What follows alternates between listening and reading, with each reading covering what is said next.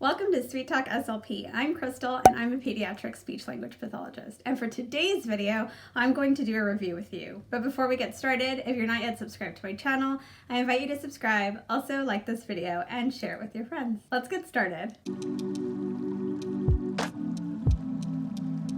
As I mentioned, I'm doing a review today, and today's review will be on Melissa and Doug's polka dot books.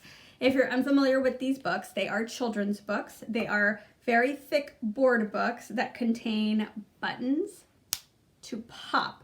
So it makes it a very interactive book. So I'm going to review this book for you today, or this collection of books, not just this one book, but polka dot books in general. If you've not seen my previous review videos, all of my reviews have 5 parameters. They are storage, price, child response, functionality, and overall. So first, let's talk about storage. Now, there are a couple of different varieties of books, and the traditional book is pretty thick. I don't know if you can tell here. It's a good, inch and a half. Oh, let's see. We can measure it here. Sorry, my dog is on my lap for this video, so we'll have to deal with him here. A little over, almost an inch and a half thick. So it is thicker than some of your typical board books, but I still feel that books in general are pretty easy to store. Now, for me, working out of my car in home health, I would give it a 5 out of 5 because it's very durable.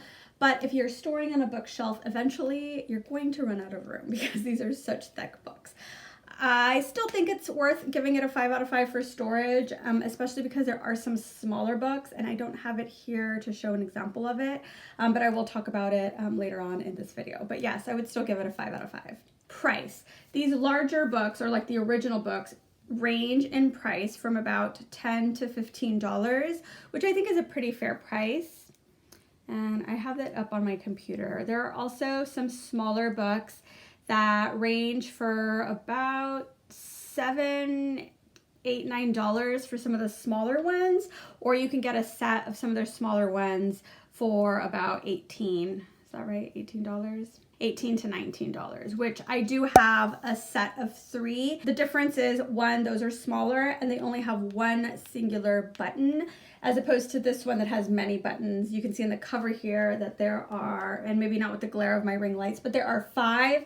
And as you open the book, this page has 10 for the 10 monkeys, and then 9, 8, 7, 6, all the way down to 1. So going back to price, I feel like they're a very fair price. For as big, thick, and durable as these are, and interactive and fun, I would say that the price point for the big ones and the small one is a 5 out of 5. Child response. I'm going to give it a 4 out of 5, and only because although most of my kids love them, some of my kids are afraid of the popping sound. I don't know if it's also the texture that some of my kids don't like as compared to poppets. Like, I feel like this is trendy, those poppets, and I feel like these books became trendy because of that.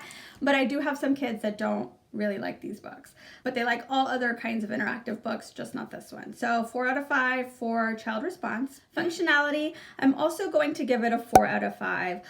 I think they're really great for therapy. You can target so many goals because they're interactive. For example, this one has counting, of course, reading. This one is a bit of a song, so there's a lot of fill-in-the-blank opportunities for kids when going over these books. I wish they had bilingual ones. I haven't seen any yet, but that would make me pretty happy. And the reason I'm really knocking off 1 star is because sometimes these little buttons don't work. So they do pop very well on this book, but I feel like the other set of books that I have that has 1 dot per page, sometimes they get stuck in whatever popped, how do you say it? Like, they get stuck in that one position, and then when you try to pop it, it pops back on its own. And so it just makes it a little less fun for the kids. I have to guess that there's going to be other books that have that issue eventually. So because of that, I have to give it a 4 out of 5. Overall, I'm going to give it a 5 out of 5. I know that there was a couple 4 out of 5s in my ratings, but I think that these are really good books to have in your collection. Even if you just have a few, I chose the large 10 Little Monkeys book, but they do have an Old MacDonald one. They have an ocean themed one. They have so many amazing books. And then the other set that I have, I use it with some of my younger kids because I feel like having this many dots can be overwhelming.